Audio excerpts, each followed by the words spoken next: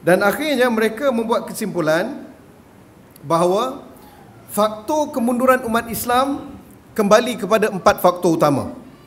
Pertama, faktor agama, iaitu mereka berpecah belah kerana isu mazhab, kerana isu fahaman dan sebagainya. Kedua, adalah faktor politik, yang tidak berlakunya keadilan, pimpinan tidak amanah, sistem yang berterabur, berlakunya diktator dan sebagainya. Ketiganya, faktor akhlak. Dan keempat, faktor pendidikan.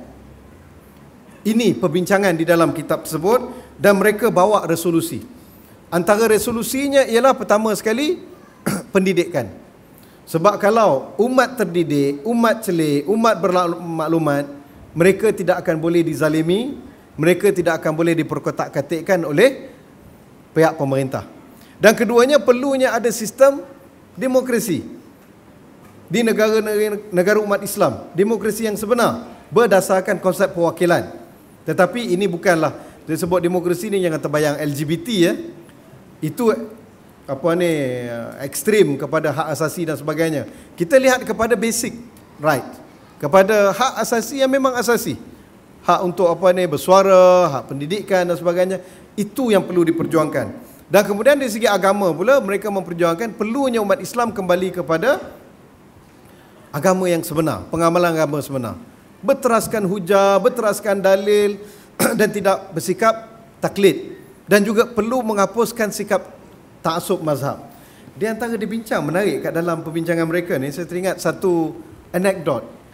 Dia bincang tentang kenapa umat Islam ni banyak yang terheret ke pengamalan sufi yang ekstrim.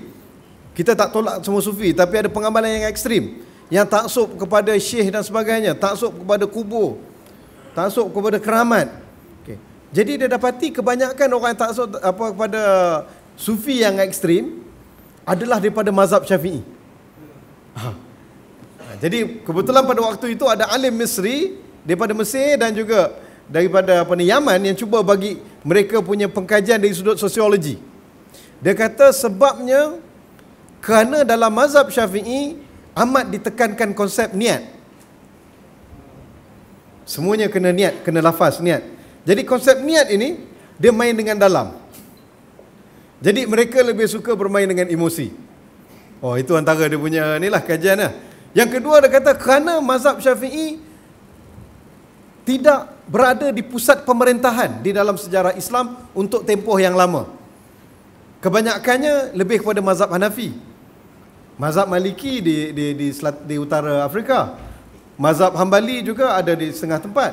Tetapi bukan mazhab Syafi'i. Mazhab Syafi'i hanya di Kepulauan Tanah Melayu untuk sementara tapi mereka tidak pernah menjadi di pusat pemerintahan. Jadi ini membawa kepada konsep zuhud, bawa diri, konsep menyisihkan diri. Akhirnya mereka pergi kepada ke arah tersebut. Saya pun lihat ni boleh dipertikaikan lagi lah, boleh bincang. Tapi maksudnya cara dia lihat kepada sudut itu, benda yang tak dibincangkan di zaman tersebut. Metod yang digunakan ni amat menarik, kan? Sebab tu buku ni amat penting untuk kita lihat. Kemudian lagi yang paling penting saya lihat dalam perbincangan kitab ini juga ialah di penghujungnya mereka menyeru umat Islam untuk bersatu di atas perkara-perkara usul. Memang perkara furuk ni kita akan dapat saja ruang untuk berbeza. Sahabat sendiri alangkah berbeza. Tetapi perkara-perkara usul kita tidak boleh berbeza, kan? Jadi adanya konsep yang lebih luas untuk kita fahami yang mengikat kita walaupun kita berbeza. Walaupun ialah ada yang bermazhab Syafi'i, mazhab Hambali, ada yang tidak bermazhab langsung, kan? Tetapi mereka ini boleh bersatu saja pada benda-benda usul. Dan mereka perlu diikatkan dengan apa? Dengan tali ukhuwah. Kerana perkataan ukhuwah itu sendiri, konotasi keislamannya begitu inklusif, begitu meluas dan tidak terkongkong. Malam ni kita akan cerita nanti.